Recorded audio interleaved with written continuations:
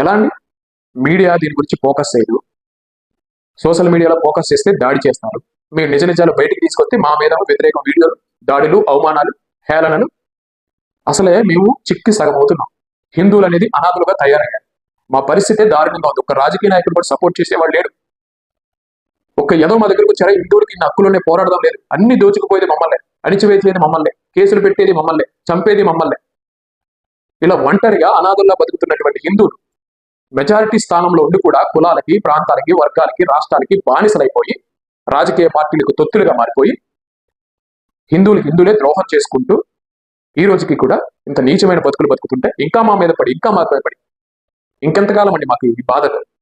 అంటే మొత్తానికి భారతదేశాన్ని ఇస్లామిక్ కంట్రీగా మార్చేసేంత వరకు మీ కుట్రలు జరుగుతూనే ఉంటాయి. అవి బయటికి చెప్తున్నా పట్టించుకునే నాదులు ఉండడు.